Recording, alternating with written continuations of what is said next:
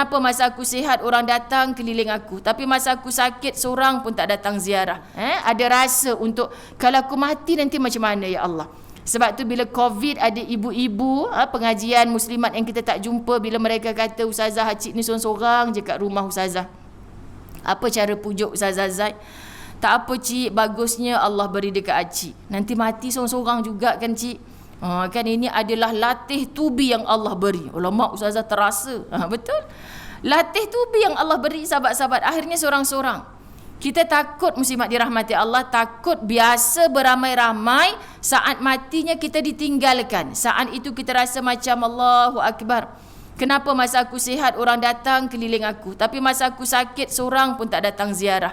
Sebab tu di sana ada bahasa kan, kita nak kenal sahabat-sahabat kita yang soleh-solehah, yang baik-baik. Saat kita susah dia datang tak cari kita. Dia hulurkan tak bantuan. Ada jenis kawan sahabat-sahabat bila kita senang dia berkeliling kita, macam-macam yang dia tumpang. Tapi bila kita sedih, bila kita susah, seorang tanya khabar pun tidak. Tak payah pergi nanti kena jangkit COVID dengan dia. Bukan suruh pergi sebab kita tahu SOP. Tapi sekali 2 minggu kawan tu sakit, telefon tanya khabar pun tidak. WhatsApp pun tidak. Sangkut makanan kat pagar pun tidak. Hantar vitamin yang sihat-sihat dan bagus pun tidak. Masya Allah, tabarakallah sahabat-sahabat. COVID ni sangat mengajar. Saya sendiri mengambil pengalaman itu, Masya Allah kan. Berapa ramai sampai bendahari surau kami kembali ke rahmatullah sebab COVID.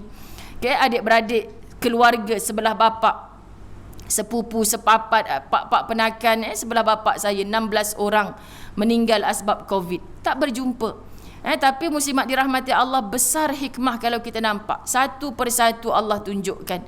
Sebab apa? Sebab kita tahu, kita tak minta pun benda ni. Berlaku dalam keadaan, saya ingat seorang anak kepada sepupu saya, kuarantin satu rumah, pagi-pagi dalam rumah, sarapan makan bihun goreng. Si kakak nampak adik dah macam lemah, tak larat, suap makan bihun goreng. Kan? Lepas suapan yang terakhir itu, terlentuk dekat kursi sebelah, terus meninggal. Hanya berusia 22 tahun. Kan? Sebab punca kalau nak ikutkan, dia kena dekat tempat kerja dia. Jadi macam dah lama dia baru menjangkit dekat yang lain. Jadi pernafasan dia tu dah, saya tak boleh lupa. Abang saya satu flat yang sama, ambil gambar, polis datang dekat rumah, daripada jauh-jauh je, tak boleh datang dekat. Dan ada seorang sepupu saya di GH, Hospital Besar KL, kami memang menangisi kematian dia sebab hari keempat baru boleh bawa jenazah keluar. Kenapa sampai 4 hari muslimat? Ketika itu GH ada 100 ke 120 mayat. Masya Allah kan. Jadi abang saya ni ambil risiko lah, sebab adik-beradik yang sepupu, anak-anak dia semua kuarantin.